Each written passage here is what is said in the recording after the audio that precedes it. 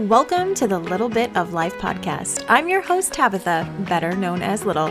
You may think you know me from social media, but Little is shown off the apps. That's until now.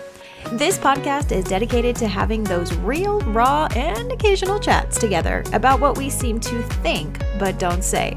Special guests will join me that have impacted me along the way. Nothing is off limits. Sit back, take time for yourself, you've earned it, and enjoy today's topic. One voice, one story at a time. Let's dive in together.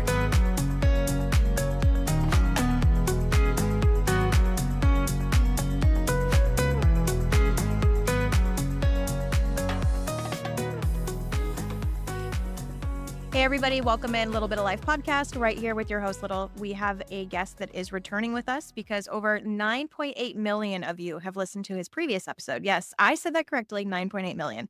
But we're talking about a topic that needs to be discussed. It's something that you may have seen on the news, but you seem to overlook it. Or maybe it's just a topic that has affected you, but you don't know how to actually bring it up in conversation. We have Amos on with us today, professor, University of Utah, and he is an author. And this episode really hits home. Amos, good to see you again. How are you? An honor to be with you. So we're talking about enablers. We're talking about something that is a topic of conversation is very passionate for you, but it's something that you're writing yet another book about. And it's something that, like we said right before we hit record, it's something that affects all of us, whether we believe it or not. What is going on in the world? Why are we sitting here and talking about this topic that has to be discussed? So first of all, thank you for having me. As I told you, I just got back from Israel. And for many of us, not all of us, the primary issue confronting Israeli society while we're having a war with Hezbollah in Lebanon and the Houthis in Yemen. And yesterday, 60 soldiers were wounded, and threats from Iran and attack from Iran. So, it was 2 weeks ago. I was in the bomb shelter with my granddaughters and my son-in-law. For me, the issue is the question of the hostages still held by Hamas. We say it's 101. How many of them are dead? How many of them are alive is fortunately a matter of question. But for me, the question when I think about the hostages is the fact that they have not been released in a deal, because rescue missions happen once, can't beat that in. I think it's the role of the enabler. And as you and I have discussed, for me, all roads run through the enabler. And when I think about the fact that Prime Minister Netanyahu has been able to normalize what I'm calling in the book, right? The book is Enablers Through the Ages, Normalizing the Unimaginable. He has managed to normalize the fact that 101 Israelis are still held by Hamas. And there's even a word for it in Hebrew now, which translates into normalizing. And that's the result of enablers. And Netanyahu knows that he doesn't need to make a deal with Hamas with respect to the hostages, because those who protect him, other members of his government, members of the press, and others who I'm addressing in the book, provide him that circle, that ecosystem that in essence is leaving these 101 hostages to their own fate. And when I use the word fate, I use that deliberately because I think it was 5 weeks ago, I'm sorry, I don't remember the exact date, that the 6 hostages were murdered. And of the 6 hostages who were murdered, depends who you want to believe, I think 3 of them were to have been released in a deal either in May or July, again, depends who you want to believe. And at the last moment, Netanyahu, as is his wont, introduced new conditions into the agreement, and then nothing came forward with respect to the agreement. And for me, the reason that he's able to do so, again, is the enablers. If you look at the demonstrations, the rallies, whether in Tel Aviv or elsewhere, like I was in Jerusalem last week at 5:30 in the morning, the expression we're using in Hebrew, translating from Hebrew to English, is that Netanyahu has blood on his hands. He has the hostages' blood on his hands. And if you look at the pictures from last night in the rally in Tel Aviv, many of the families are holding their hands up like this, covered in red and blood. So that's true, he does. But the question in terms of our conversation is, how does he get to that point? And it's those members of his government who have a vested interest in preserving him, because by preserving him in power, they preserve themselves in power. They're afraid of, quote unquote, of losing the base, because they all see themselves as his heir apparents one day when he's no longer prime minister. And everybody has the enablers who I name in the book have their own specific reasons for protecting him. But as a result of protecting him, they are abandoning the hostages. And don't ask me, because I've been to so many rallies, demonstrations, marches, gatherings on behalf of the hostages. But in one of the Jerusalem marches, July, August, um, the sister of one of the hostages hung her. I mean, she's like was standing on a bridge, there's a bridge coming into Jerusalem, and she painted. Netanyahu, you are torpedoing the agreement, and that has become one of the phrases that we're using in Hebrew, that he's torpedoing the release of the hostages. But while that's true, he is the prime minister. Were there to be members of the government who would say to him, as we say in Hebrew, "Dayenu," enough in English, and that we must make a deal, then he would make a deal. But because he also understands in the context of Israeli politics, because this is Netanyahu, to his extreme right out here, are two parties that will leave the government if he makes a deal for the hostages. And so he's beholden to extremists. On the other hand, I would like to think there are people in the government, one of who I worked with when I served as legal advisor of the Gaza Strip, who absolutely knows this is a unimaginable tragedy, but because he sees himself as the next prime minister, he's afraid of angering the base. And so in order not to anger the base, you are an enabler. And there are a couple of others who are not members of the government, but are in a position, one had been in a position to directly impact this, and for their own convenience sakes, I think is probably the right way to phrase this, that they made a pact with the devil. When I use the phrase pact with the devil, it's not by chance. It's a phrase that has been used in the Israeli judiciary, most prominently in the 1950s. Kastner, who was one of the heads of the Jewish community in Budapest, negotiated with Eichmann. And then when he was brought, there was a defamation trial in Israel, and the judge, Alevi, said to Kastner, "You made a pact with the devil by negotiating with Eichmann during the course of the Holocaust." So I say that Netanyahu's enablers are also making a pact with the devil by indeed protecting Netanyahu, protecting the ecosystem, and thereby ensuring the continued unimaginable hell of the terrorists. We know, because Hamas has said this very clearly, the 101, those who are still alive, are held in tunnels under the Gaza. Like there's a city under a city in Gaza.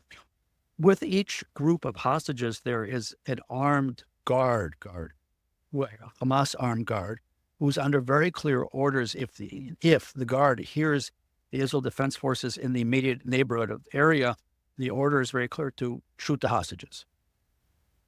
And by not releasing them, we are, again, abandoning them. And again, we say 101, how many alive, how many dead? Tabitha, your guess is as good as mine. We know, frankly, that they have been subjected to unimaginable sexual violence, both men and women. One of the male hostages has come forward and said that he too was subjected to sexual violence. Sexual violence, I mean, we all know exactly what that means. The 6 who were murdered and then taken from Gaza by the IDF clearly had suffered from not only mistreatment, maltreatment, malnourishment. That's also very obvious. They've been denied, obviously, medical care. Some of the medical care, air quotes, operations without anesthesia. I mean, it is horrific. We all know this. Those of us who live in Israel all know this, but because their condition, if that's the word, has been normalized, and because at the moment we're focusing on the war with Hezbollah and Lebanon and so on, I think that the sad reality, and one of the hostage, I don't know if it's his brother of a hostage or the father of a woman held hostage, said that they're aware that the Israeli public writ large, I don't want to say is losing interest in this, but is distracted. You could also make an argument, it's on some level, it's understandable. We have, I don't know the numbers of how many hundreds of thousands of reservists, we're not a large army, and that Israelis, men and women alike, I emphasize, do reserve duty. And I mean, soldiers are dying. Yesterday, 4 were killed. So people are distracted. But the government, horse cart, which comes first, has the government distracted us or which, again, long discussion, which comes first. But at the end of the day, I'm absolutely convinced that the fact that we are where we are a year plus after October 7th, 2023, in spite of all the rallies, demonstrations, marches, that 101 are still being held, it weighs on us, weighs on many of us, don't say all of us. Public opinion polls before Rosh Hashanah, before the Jewish New Year, showed that 2/3 of the Israeli public wants to see a deal. 1/3 is opposed to a deal. I know for American audiences, it's like, how can 1/3 of the public be opposed to a deal? And they're opposed to a deal because it's been framed as a hostage deal in exchange, right? For that, for a ceasefire with Hamas, and a ceasefire with Hamas is perceived as quote unquote surrendering to Hamas. And so that's 1/3 is opposed to it. 2/3 of us are very much in favor of it, those of us who demonstrate and so on. But I also need to add, again, this will make no sense, I think, to an American audience. When I participated in August in Tel Aviv on a Saturday night in a gathering on behalf of hostage families, there was a counter demonstration. And the counter demonstration was led by the right-wing / nationalist right-wing and religious right-wing. And, I was subjected to verbal violence. I give as good as I get, and it's fine. But the mere fact that that's part of the, I don't know if dialogue is the word, but it tells me that the enablers have so normalized the fate of the hostages that those of us who are demonstrating or in support of the hostage families, embracing them, if you're subjected to verbal violence, that tells you the effect of the enablers. And one of the really interesting questions that I'm spending a lot of time in terms of the book that I'm working on is the consequence of enabler behavior. And so it's certainly not the first time I've been subjected to verbal violence. I've not been subjected to physical violence, though I was threatened with arrest, which was like, really? But the verbal violence just tells me that the enablers have again normalized that we're not saving the hostages, and those of us who are demonstrating on behalf of the hostages are perceived as working against the government.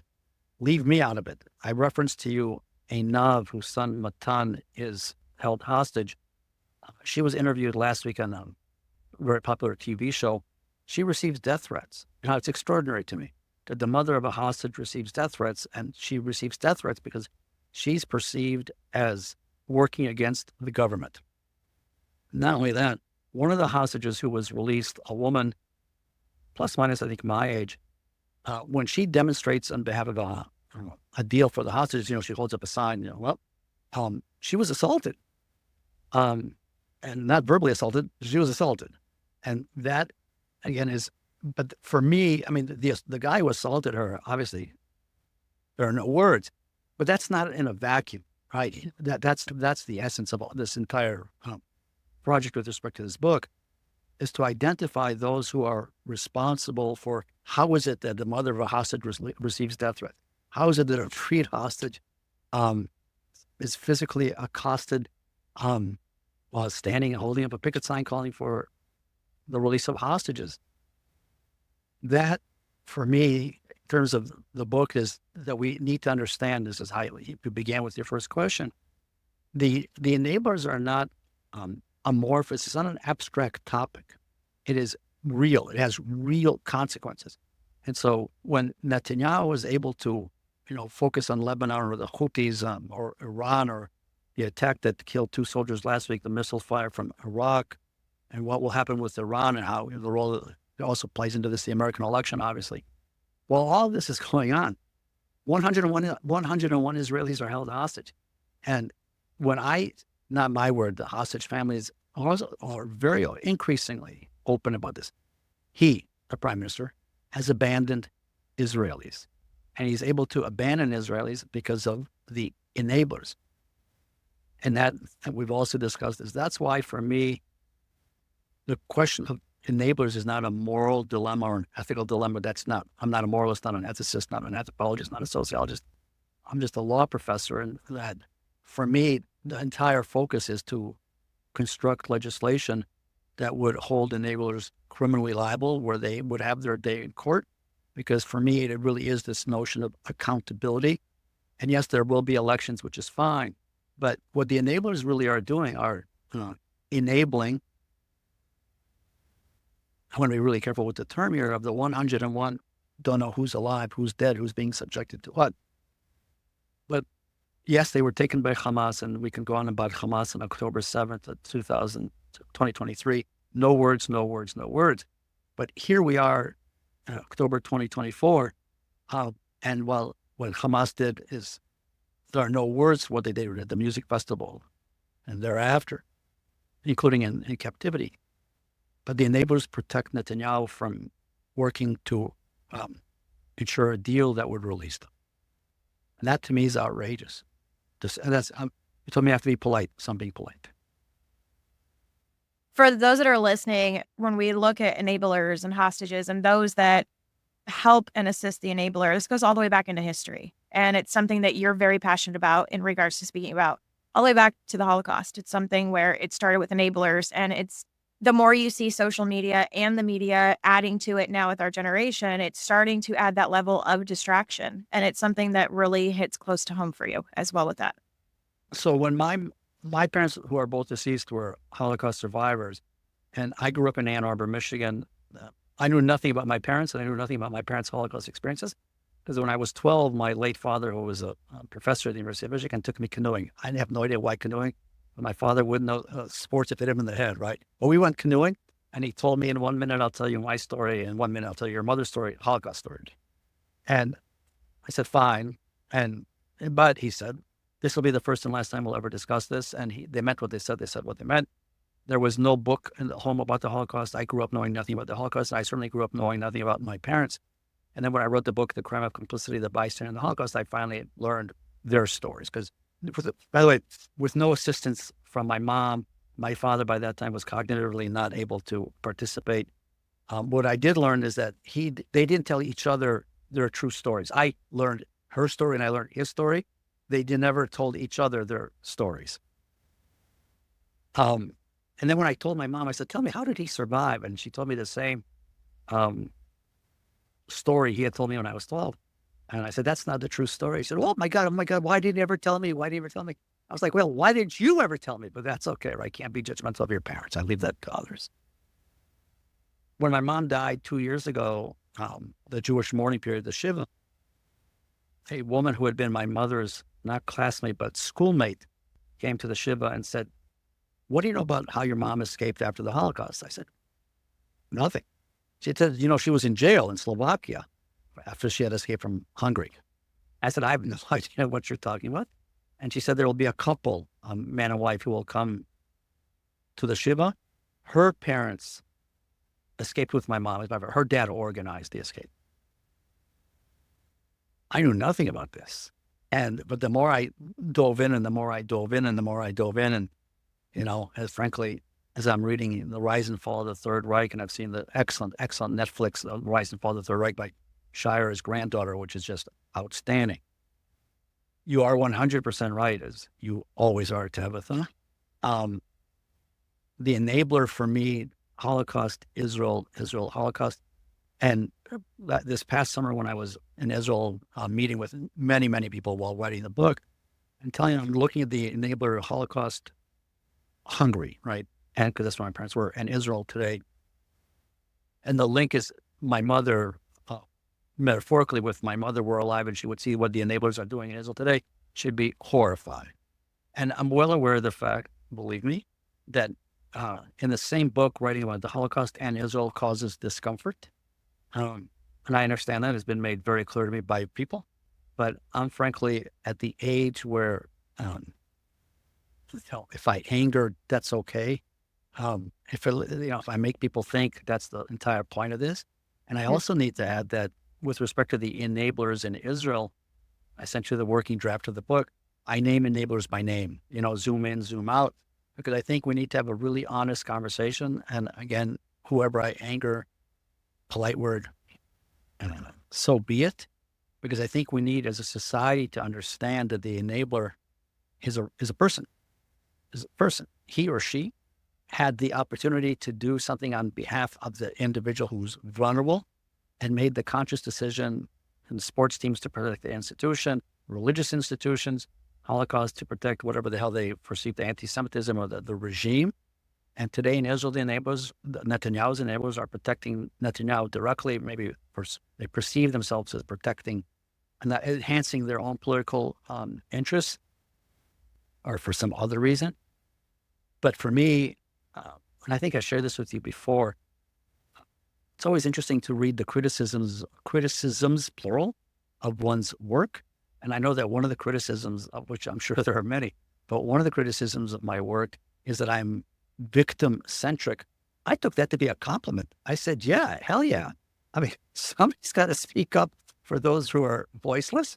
And if a book like this, is accused, I accuse in French, about the neighbors who are, whether the hostages today or the Holocaust then so be it. That's fine. But you are right. I really do view this as a thread that runs throughout. And in that spirit, one of the other criticisms of my work, somebody wrote about me that I'm seeking to rearticulate the social contract. I said, I can live with that one also. I think that Locke, Hobbes, Rousseau would say, not bad. That's fine. If at the end of the day we're protecting the vulnerable, or those, again, somebody wrote me an email the other day that I'm giving voice to the voiceless. I said, well, there's Tabitha who probably does a hell of a lot better job than me on that. But if a book like this shows the consequences of normalizing the unimaginable, and always give credit where credit is due, the title of the book, Normalizing the Unimaginable, doesn't come from me. It comes from a friend of mine who I need to take a minute to discuss. His name is Ze'ev Ben-Dor.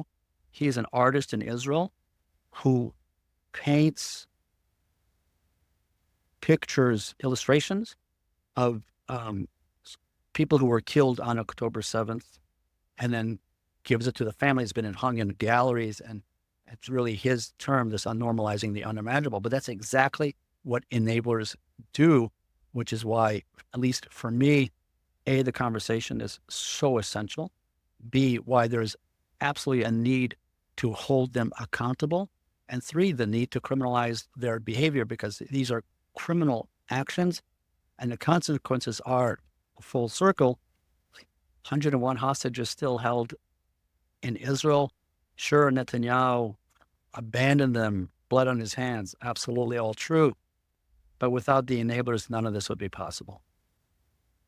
I feel like history repeats itself. Patterns become full cycle. I think enablers, looking back into history form, they were usually one person of power. I think that's been this historical shift now, which brings me to my big question is, we're holding enablers accountable. In the past, it used to be one specific, but now, even especially with, conversations and things that we've even discussed, enablers seem to have a sense of a team behind them, those that are protecting not only the one person in power that they seek to kind of assist, but they're also trying to gain something from this scenario. So when we're talking about holding enablers accountable, how deep does that go, especially considering what's occurring now that we're distracted from and not really focusing on who's involved? 100%. Clearly, enablers see there's a benefit to their actions. Of the enablers most directly responsible for where we are in Israel, each of them views himself as the heir apparent to Netanyahu. So their vested interest is ensuring the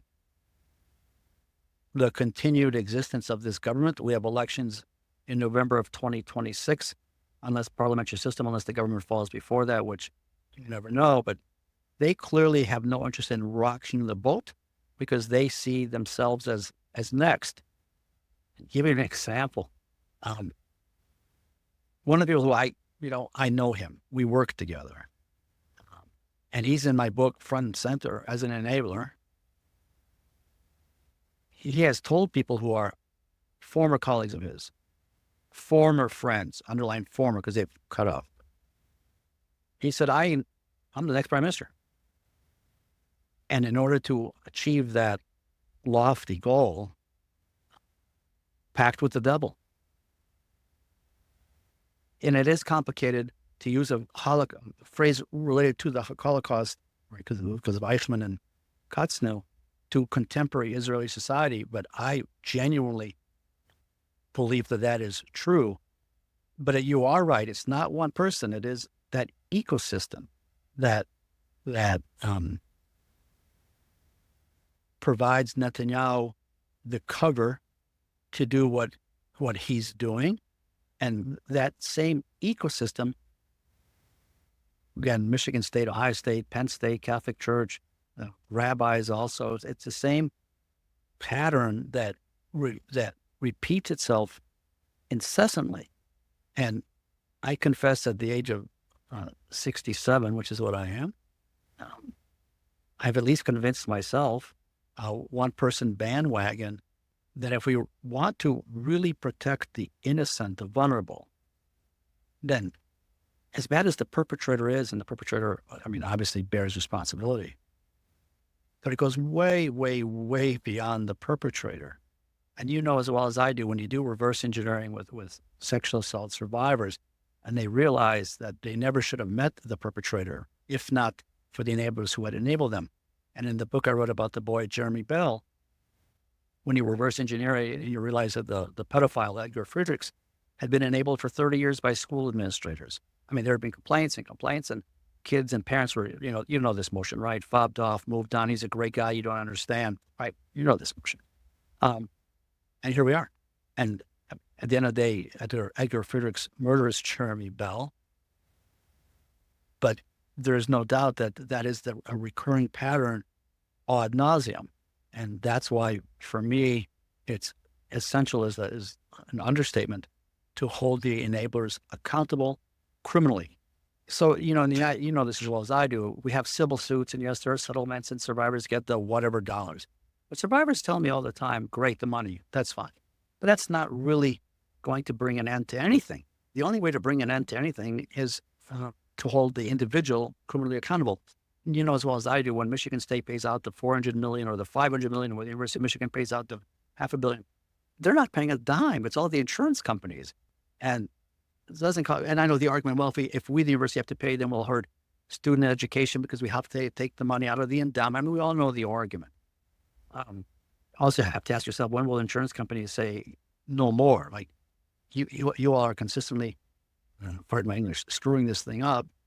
You got to bear accountability, and universities are not. So sure, we fire sometimes a university president, fine, with the golden handshake, right? But that's not really going to change anything until we start sending people to jail.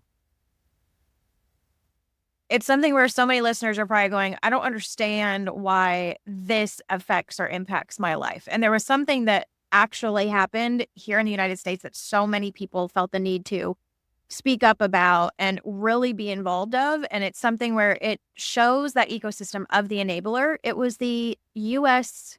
gymnastics team, female gymnastics team. I know everybody hears that and they're like, oh yeah, I remember. A hostage does not necessarily have to be of violence. A hostage is a victim that is being silenced, no matter what it looks like and how big kind of that cover up is. So it's something where, especially if you're listening, you're like, oh, I remember that. I wanted to be a part of it, because we saw it again when the Olympics, it came up. We all saw Simone Biles, and it was something that, oh, she spoke up. But how many other people were in that ecosystem assisting the enablers for decades, to where the masses of the number of victims had to increase, thus making the enabler more powerful? So it's something where it is hitting close to home, which brings me to having this topic of, why is it something that an enabler has to be where it's affecting our lives? But I think that's also where the distraction is coming from, because obviously with social media, we now have the court of public opinion. And that can be even worse than actual justification of the criminal system, in my opinion. Yeah, so with respect to social media, the different conversation, I'm actually co-writing a law review article about the intersection between sex trafficking and social media. And there's no doubt that social media is the mechanism by which sex trafficking occurs. I mean, it's clear. In the Holocaust, there weren't even computers, there were barely telephones, right? But the enabler, the protector, then, and I know again the complications for Israelis and for Jews, Holocaust in Israel, and introduced the USA gymnastics, but it's the same the same DNA. Obviously, the Holocaust, 6 million Jews murdered, and USA gymnastics, the terrible sexual violence, the sexual harm caused to the who knows how many women, because there's always a difference between, you know this better than I. There's always a difference between women who come forward, survivors, men or women, come forward, break it, how many of them actually, right? There's always going to be that difference. But here in Israel, for people of my political ilk in Israel, all roads run through the hostages, and the consequences. Holocaust, USA Gymnastics, Israel, that perp, victims. And what does this? The common theme, the common thread is the enabler. And I understand there is hesitation, it's been made very clear to me, to criminalize the enabler because it's perceived to be an omission rather than commission, which I when I first started working this, I thought it was an omission, not a commission. I was wrong. Mea culpa. I mean, it's after Yom Kippur, so I can do mea culpa. It's a crime of commission, and we to date have not held them accountable. And as long as we don't hold them accountable, the perpetrator knows that they can continue acting with impunity and immunity. I mean, take in Israeli politics. So the 120 members of the Israeli parliament, the Knesset, for the government to fall, 61 would have to vote of no confidence. The president government has 68 members, and we need to flip. That's the term. You need to flip. What is it? 8 of them. That poses a significant challenge. It's hard. I mean, and there are demonstrations outside the members of the government's homes. Trust me, I've been there. I've written to one of them. Trust me. Yes, who was someone who I know, who's all like me, a child of Holocaust survivors. And I wrote him. I said, listen, you and I have known each other for years. You and I are both children of Holocaust survivors. This is not why our parents came. It's not. And you have cast your lot with the perpetrator, with Netanyahu. And I also know that something that I wrote was read outside the home of another person who I know. And here we are. Not a happy story. I'm in awe of you in general, as we know. Biggest fan, but I think it goes the other direction too. But I'm president of your fan club.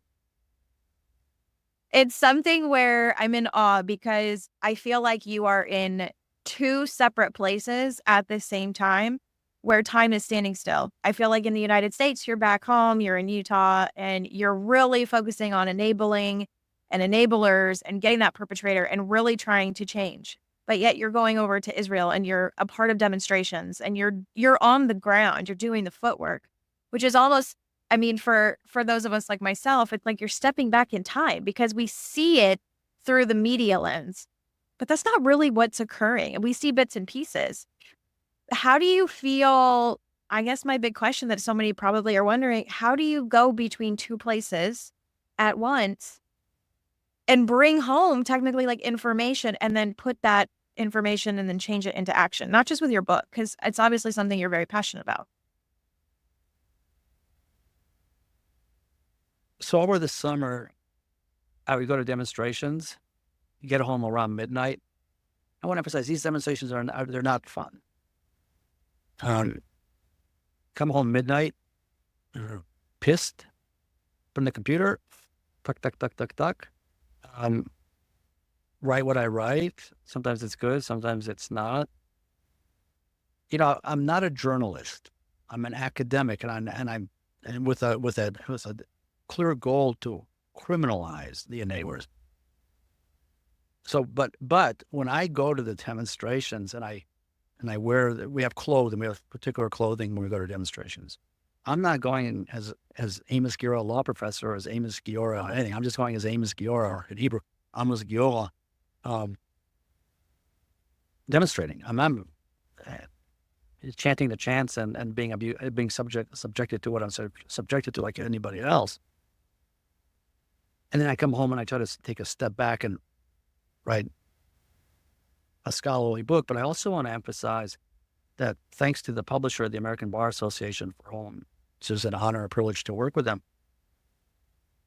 part of the language in the book is scholarly and some is direct. I mean, because I think it's important for the reader to understand the consequences of the enabler. And so I have included two different instances where I was, in English, verbally accosted. And when I tell you accosted, makes America look like child's play, because we have no political correctness in Israel. There's no kumbaya. It's clear, it's extremely profane, but that's just the way it is in Israel. And you're right. I mean, I go back and forth. I just got back yesterday and I go home next month and my family's in Israel and very much living this, a part of this.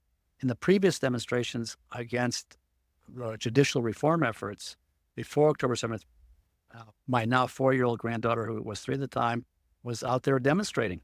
We did the walk. It was a walk to Jerusalem, and she's in her, what was it called, like a carriage, right? My daughter's pushing the damn thing uphill, and my granddaughter was wearing the shirt, democracy, and yelling demokratia, which is democracy. Well, yeah, we're 3-generation marchers. And if my late mom was not well enough to participate, my late mom would bake chocolate chip cookies for the demonstrators. Absolutely. So I guess that makes us 4th generation. Because I don't think there's a plan B. Because there, again, as an Israeli, putting on no hair, but 2 hats, putting on my Israeli hat, those of us who are committed to democracy and those of us who are committed to the hostages, sitting at home passively is not in the DNA. But again, I emphasize it's not fun. It's not fun demonstrating. It's not a good time. But you're out there because it's the right thing to do, because there is no option. And for me, it's the one, I tell you, the March, July before October 23, the huge march against the judicial reform. I was walking with a woman named Shikma Paveslu, who was one of the organizers of the demonstrations against the judicial reform. We were introduced by a mutual friend, and she said, like, who are you? I said, my name is, Amos Guiora. And she said, okay, and who's Amos Guiora?